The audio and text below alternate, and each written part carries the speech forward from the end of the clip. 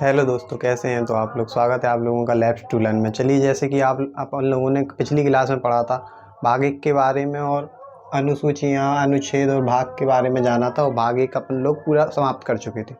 तो पहले उसका रिवीजन करेंगे, उसके बाद अपन लोग आगे बढ़ेंगे। तो सबसे पहले बताइए, भाग कितने होते हैं हमारे संविधान में? तो भाग होते हैं 22। अनुच्छेद 395 होते हैं। अनुसूचियाँ 12 होती हैं, पहले 8 थीं।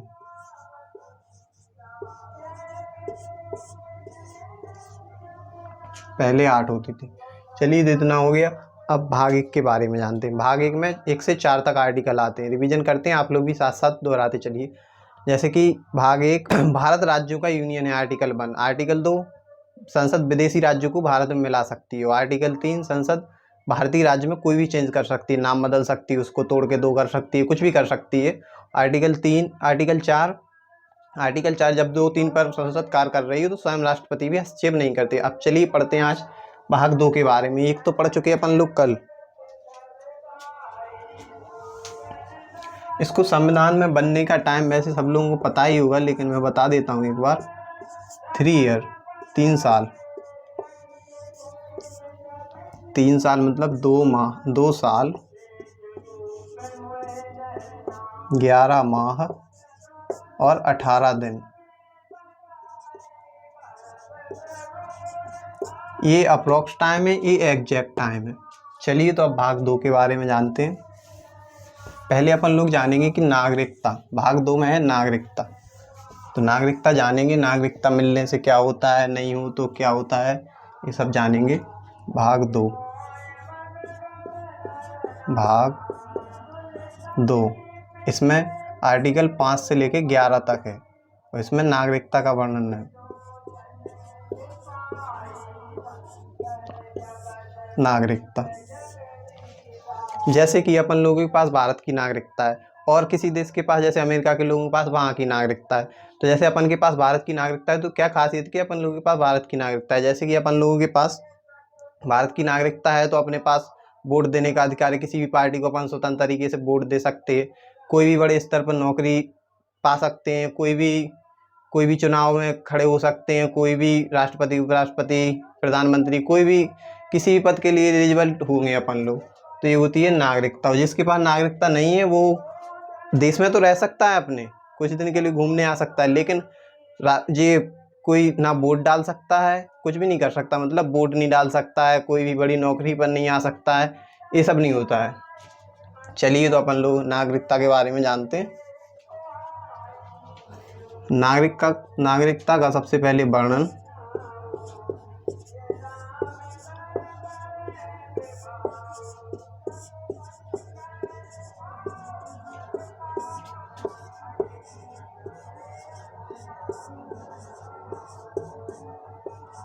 नागरिकता का सबसे पहले वर्णन अरस्तू ने किया था।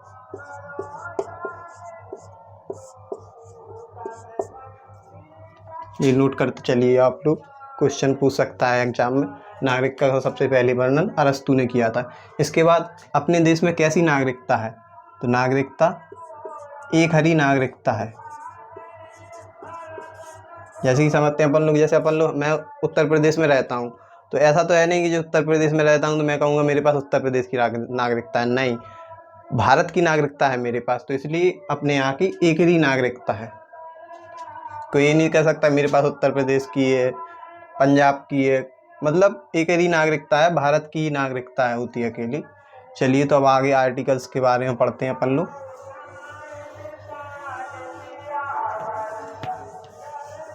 आर्टिकल 5 के बारे में जानते हैं। 4 तक अपन लोग कल पढ़ चुके थे।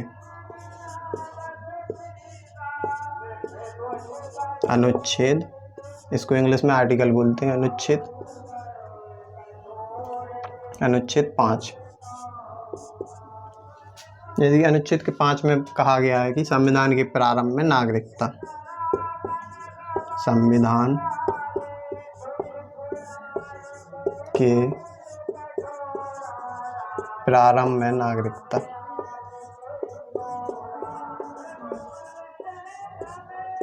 संविधान के प्रारंभ में नागरिकता। संविधान प्रारंभ कब हुआ था? 26 जनवरी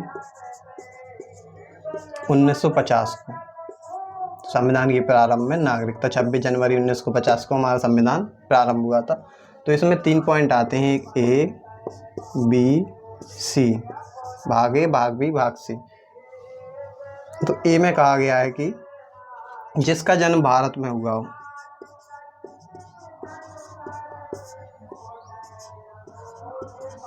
जिसका जन्म भारत में हुआ हो, जैसे अपन लोग हैं, अपन लोगों को तो जन्म ही भारत में हुआ हो, तो अपन लोगों को तो इसी के आधार पर नागरिकता मिल जाती है। अब आए बी के बारे में पढ़ते हैं, बी पॉइंट के। जैसे बी में लिखा गया है जिसके माता पिता भारतीय हों, माता पिता भारतीय हों। जैसे कोई अब बाहर रह रहा है, अमेरिका वगैरह में जॉब करता है, कोई डॉक्टर इंजीनियर है, बाहर है, तो अब उसको उसके वहाँ पर उसका बच्चा होता है, तो ऐसा तो है नहीं कि उसको भारत की नागरिकता नहीं मिलेगी। अगर उसके माता पिता भारतीय हैं तो उसको इस आधार पर नागरिकता मिल सकती है। आर्टिकल सी में कहा गया है कि जिसके माता पिता भारतीय हों उसको नागरिकता मिल सकती है, और ए में कहा गया जिसका जन्म भारत में हुआ उसको नागरिकता मिल सकती है। सी में कहा गया है जो संविधान प्रारंभ से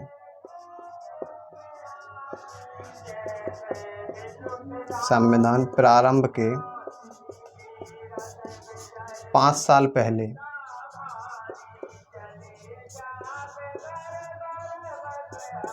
5 साल पहले से भारत में रह रहा हो।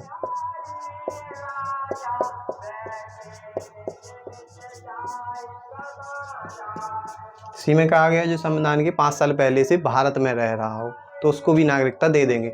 चलिए, तो इतना आप लोग नोट कीजिए। इसके बाद पढ़ते हैं अपन लोग आर्टिकल 6। वीडियो पॉज करके भी नोट कर सकते हैं, क्योंकि इतना टाइम नहीं है कि मैं वेट करूं। आप लोग वीडियो पॉज करके रोक सकते हैं। चलिए अब आर्टिकल 6 के बारे में पढ़ते हैं।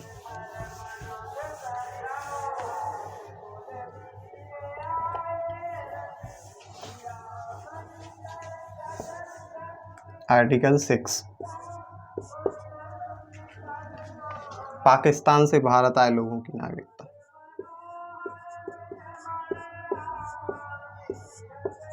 पाकिस्तान से भारत आए लोगों की नागरिकता।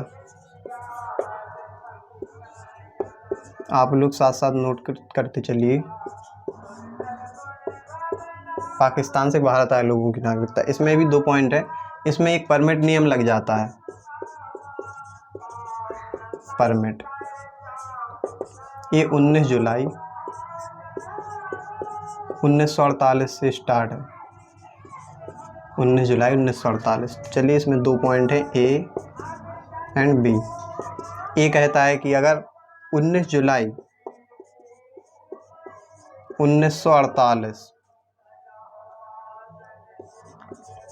1948 के पहले अगर कोई पाकिस्तान से भारत में आ जाता है तो उसको कोई प्रॉब्लम नहीं होगी, मतलब उसको नागरिकता दे दी जाएगी बिना किसी कुछ किए। अगर 19 जुलाई 1948 के बाद आता है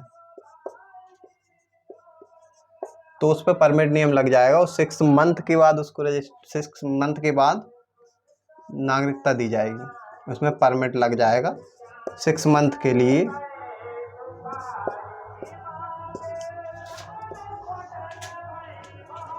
जैसे कि इसमें ऐसे समझिए, जैसे कि अपन ट्रेन में जाते हैं, अगर टीटी नहीं है तो घुस जाओ। तो ऐसे इसमें अगर 19 जुलाई 1948 के पहले आ गए तो कोई बात नहीं।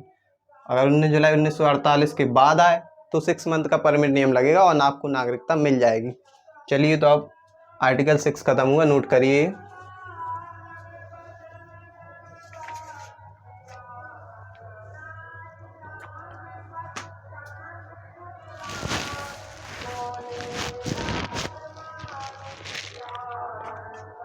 चलिए अब आर्टिकल 7 के बारे में पढ़ते हैं।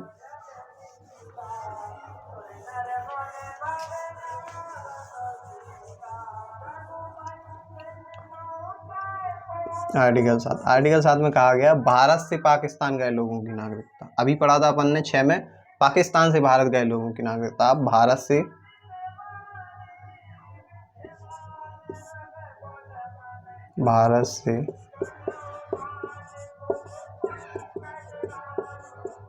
पाकिस्तान गए लोगों की नागरिकता।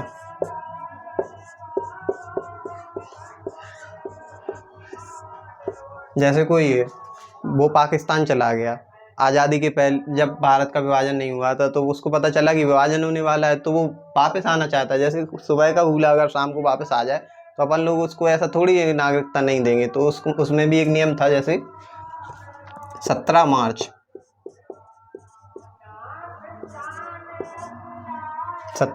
1947 के बाद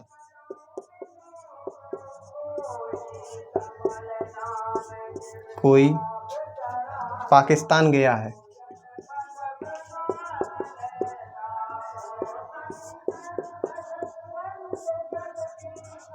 और वह वापस आएगा, तो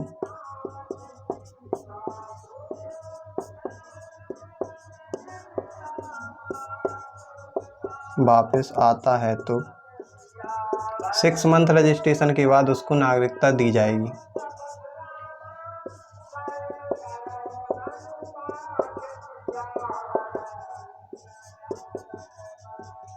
उसको 6 मंथ रजिस्ट्रेशन के बाद नागरिकता दे दी जाएगी।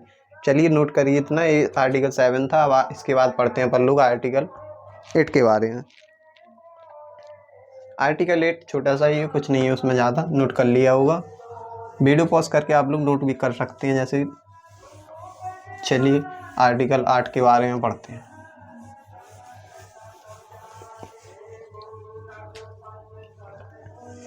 आर्टिकल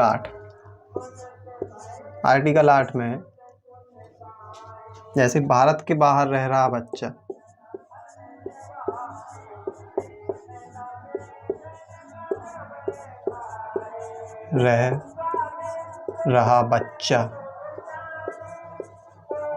भारतीय होगा। कैसे होगा? भारतीय होगा कैसे? अगर उसके माता पिता भारतीय हैं। अगर उसके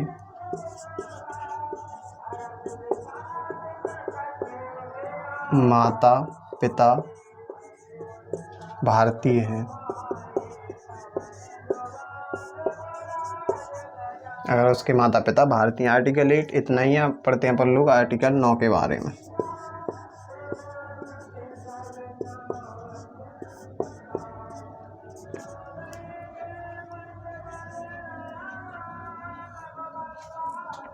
आर्टिकल 8 नोट करिए आप लोग। आर्टिकल 9 कहता है कि विदेशी नागरिकता लेने पर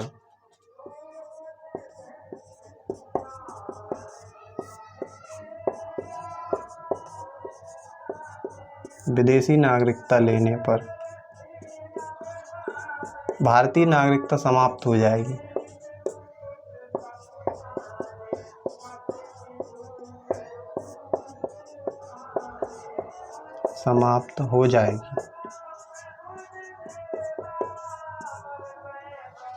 आसान सा ही है। जैसे अपन लोग कहीं पे कोई दूसरी जगह रहने लगे तो एक जगह से संबंध खराब हो जाता है, तो ऐसे इसमें है। जैसे अगर अपन विदेशी नागरिकता ले लेंगे तो यहाँ की नागरिकता समाप्त हो जाएगी। अगर विदेश से आके यहाँ की नागरिकता ले लेंगे तो विदेश की नागरिकता ख़त्म हो जाएगी। नॉर्मल सी चीज़ है। चलिए अब आर्टिकल 10 के बारे में पढ़ते हैं। इतना नोट करिए आप लोग, साफ कर रहा हूँ मैं।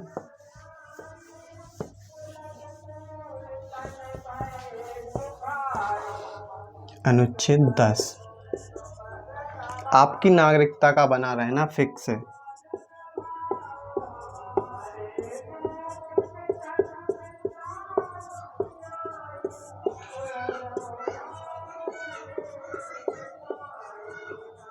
आपकी नागरिकता का बना रहना फिक्स है।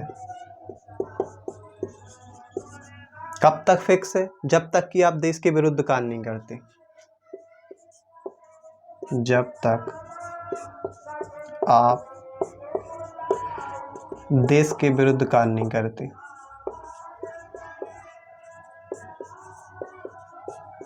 कार्य नहीं करते।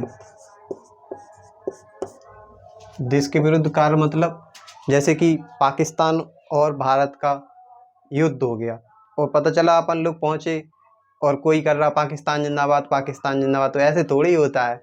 तो वहाँ आप लोग की नागरिकता समाप्त कर दी जाएगी। ऐसे ही इसमें जब तक कि आप देश के विरुद्ध कोई कार्य नहीं करते, जैसे भारत और चीन का युद्ध हो गया तो आप पहुंच गए चीन जिंदाबाद, ऐसे थोड़ी होता है। तो यहाँ पे आपकी नागरिकता समाप्त कर दी जाएगी। चलिए अब आर्टिकल 11 के बारे में पढ़ते हैं।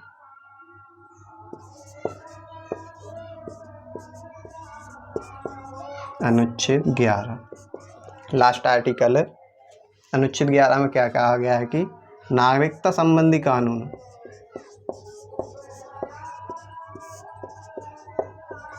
नागरिकता संबंधित कानून नागरिकता संबंधित कानून संसद बनाएगी।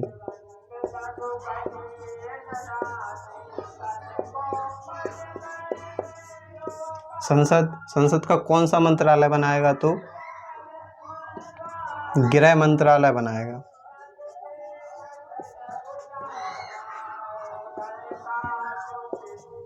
ये जरूर याद रखना क्योंकि ये पूछता है संसद का कौन सा मंत्रालय बनाएगा, तो गृह मंत्रालय संसद का नागरिकता संबंधी कानून गृह मंत्रालय बनाएगा। चलिए तो अब इतना हो गया है, इतना नोट करिए आप लोग। अब इसके बाद पढ़ेंगे अपन नागरिकता अधिनियम। चलिए साफ करता हूं मैं।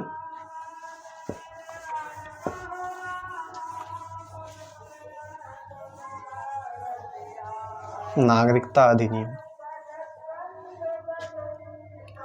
आप लोगों को बैकग्राउंड में शायद वॉइस आ रही हो, वो इसलिए क्योंकि नवदुर्गा चल रही है तो लोग हर जगह माइक वगैरह लगे हैं, तो थोड़ी एडजस्ट करना, कुछ ही दिन की बात है।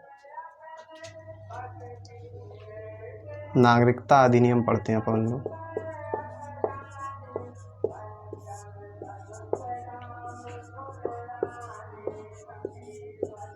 नागरिकता अधिनियम कब आया था? 1955 में। नागरिकता अधिनियम के तहत अपन लोगों को 5 प्रकार से नागरिकता दे सकते हैं। 5 प्रकार से। जैसे कि नागरिकता अधिनियम 1955 में आया था, तो 1955 में आया तो ऐसा तो है नहीं कि कोई भी चीज़ एक बार में परफेक्ट हो, तो इसमें काफ़ी सुधार किए गए, संशोधन किए गए, तो वो संशोधन भी पढ़ेंगे। सबसे पहले नागरिकता अधिनियम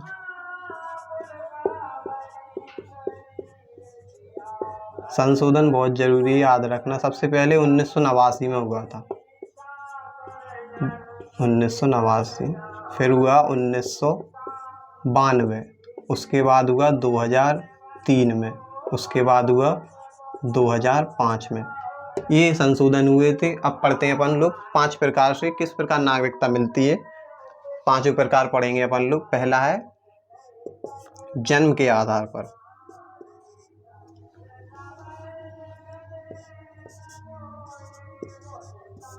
जन्म के आधार पर।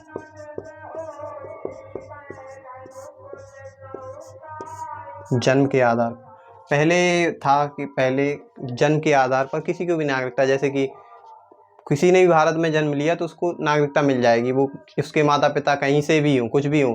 तो इसका फ़ायदा उठाया पाकिस्तानियों ने। पाकिस्तानी आते थे घूमने के बहाने, यहाँ पर किसी के साथ किया और बस उसको बच्चा पैदा कर दिया। मतलब पाकिस्तानी लेडीज आए वहाँ से प्रेग्नेंट, तो यहाँ पे बच्चा पैदा कर दिया तो उसको भारतीय नागरिकता मिल जाती थी, तो ये गलत था। तो इसमें संशोधन किया गया 1989 में। 1989 में यहाँ पे पहले जन्म के आधार पर मिल जाती थी कि जिसने भी जन्म लिया तो उसको नागरिकता मिल जाती थी।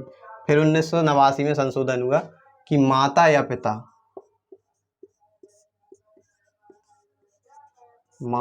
पिता भारतीय हो, एक कोई भारतीय हो।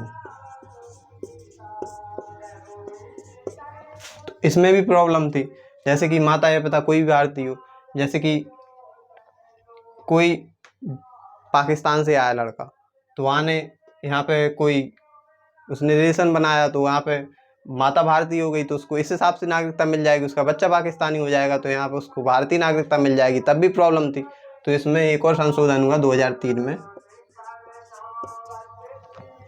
इसमें 2003 में संशोधन हुआ कि माता पिता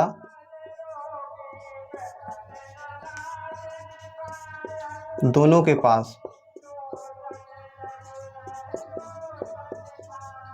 नागरिकता के वैलिड डॉक्यूमेंट होने चाहिए।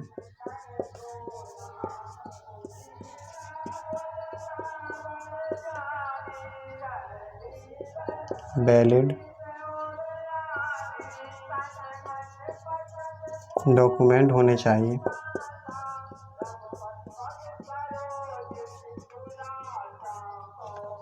वैलिड डॉक्यूमेंट मतलब कोई भी जैसे पाकिस्तान का आया, घूमने के बहाने आया, इधर बच्चा पैदा कर दिया, तो ऐसे नहीं होगा, उसको नागरिकता के वैलिड डॉक्यूमेंट चाहिए होंगे। इसलिए इसमें कहा गया कि माता और पिता दोनों के पास नागरिकता के वैलिड डॉक्यूमेंट होने चाहिए, जब ही उसको भारतीय नागरिकता मिलेगी। चलिए, तो इतना नोट करिए। उसके बाद पढ़ते हैं अपन लोग पॉइंट नंबर 2 के बारे में।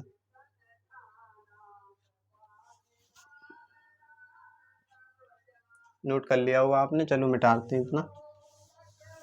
पॉइंट नंबर 2 के बारे में पढ़ते हैं।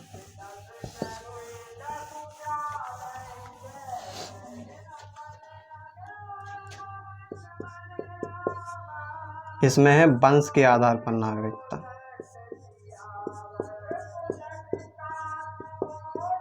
वंश के आधार पर नागरिकता। वंश के आधार मतलब अपने यहाँ तो पहले पिता चलता था कि मतलब पिता को ही वंश माना, पिता से ही वंश था। तो इसमें विवाद हो गया कि जैसे कोई महिला है, वो भारतीय है, उसका हस्बैंड पाकिस्तानी है, तो वो अगर चाहती तो उसने केस कर दिया हाई कोर्ट में कि नहीं, ऐसा थोड़ी हो सकता है, माता के आधार पर भी नागरिकता होनी चाहिए। पता चला पिता के आधार पर उसको नहीं दिलानी पाकिस्तान की नागरिकता, तो उसको भारत की नागरिकता ही चाहिए। तो फिर 1992 में संशोधन हुआ। 1992 में संशोधन हुआ कि माता या पिता कोई भी हो सकता है, किसी के भी आधार पर नागरिकता मिल सकती है। वंश के आधार पर माता पिता दोनों को ही कर दिया गया था। चलिए, तो इतना नोट कीजिए। दूसरा पॉइंट। तीसरा पॉइंट पढ़ते हैं इसके बाद अपन लोग।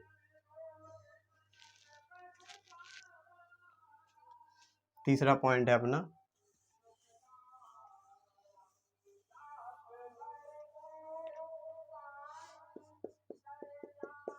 पंजीकरण के आधार पर।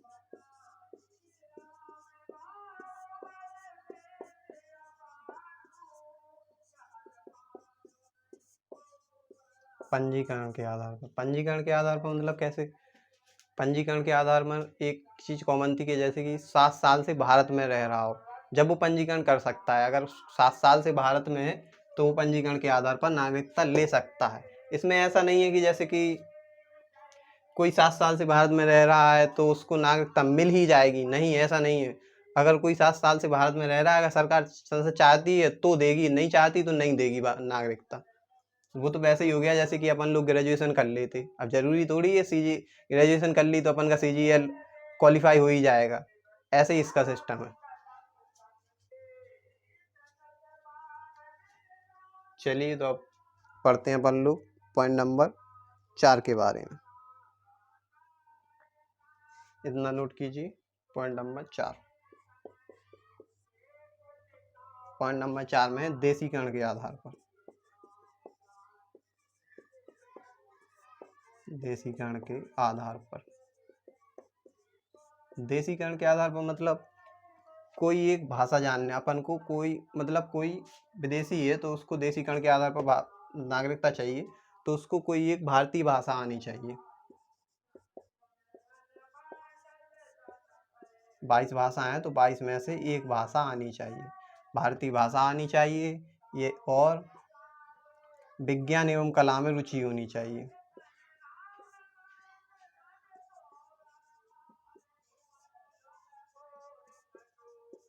विज्ञान एवं कला में रुचि। और तीसरा, 10 साल से भारत में रह रहा हो।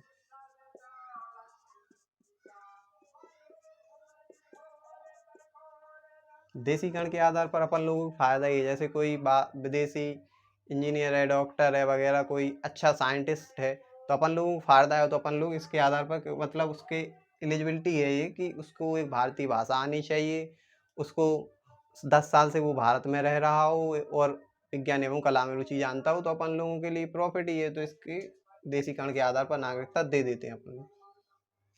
चलिए, तो अब 5 के बारे में पढ़ते हैं।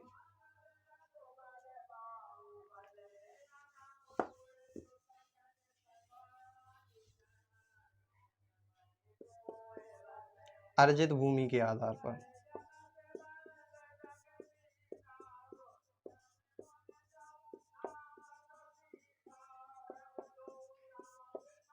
अर्जित भूमि के आधार पर, जैसे कि अपन लोगों ने मान लो पहले अपन लोगों ने अभी सिक्किम को अपने भारत में मिलाया था, तो उसको मिलाया था तो अपन को नागरिकता भी देनी पड़ेगी उसको, तो इसलिए अर्जित भूमि के आधार पर उसको नागरिकता दे देते हैं।